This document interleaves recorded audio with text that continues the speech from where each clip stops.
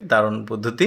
এবার একটা চুলা দেখাই, দেখুন কতটা বুদ্ধি খাটিয়ে চুলাটাকে তৈরি করেছে। স্টিলের ফ্রেম এইটা, জাস্ট দেখুন কিভাবে তৈরি করছে স্ট্রাকচারটা। একদিক দিয়ে খড়ি দেওয়া যাবে, আরেক দিক দিয়ে রান্না হবে আর কি, আগুন বেরোচ্ছে।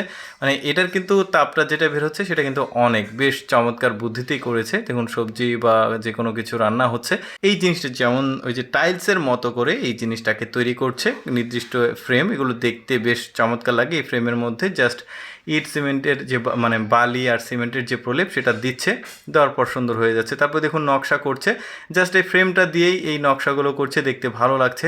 তারপরে দেখুন কোনো কিছু ওই যে গ্রাম অঞ্চলের ভাষায় চালনা, যেটাকে মানে নির্দিষ্ট জিনিস বাদ দিয়ে এই জিনিসগুলো আসলে হারভেস্ট করা যাবে। বেশ চমৎকার, দেখেছেন কত মানে সহজ পদ্ধতিরা ওরা আসলে এই অ্যাপ্লাই করে। তারপর দেখুন ফুলের টব বানিয়েছে। বাসার ফ্ল্যাটের যে বেলকনি রয়েছে সেই বেলকনিতে কিন্তু এই ধরনের টব তৈরি করে রাখা যাবে আসলে বোতলগুলো কেটে, বেশ চমৎকার। তারপর দেখুন সবজি কুচি কুচি করে কাটার জন্য এই পদ্ধতিটা, এই কাঠের ফ্রেমটা বানিয়ে নিয়েছে, দারুণ পদ্ধতি। তারপরে দেখুন গ্রাম অঞ্চলে রসুন কত সুন্দরভাবে সাজিয়ে রাখা যায়, রসুন পেঁয়াজ যেটাই হোক অনেক দিন ভালো থাকবে। জিনিসটাকে দেখাবো এটা কতটা বুদ্ধি খাটিয়ে বানিয়েছে। দেখুন ওরা বীজ লাগাচ্ছে, মানে একদম বীজ যেগুলো ফসলের জমিতে লাগাচ্ছে, আর এটা কীভাবে কাজ করে এবার সেটা বুঝতে পারবেন।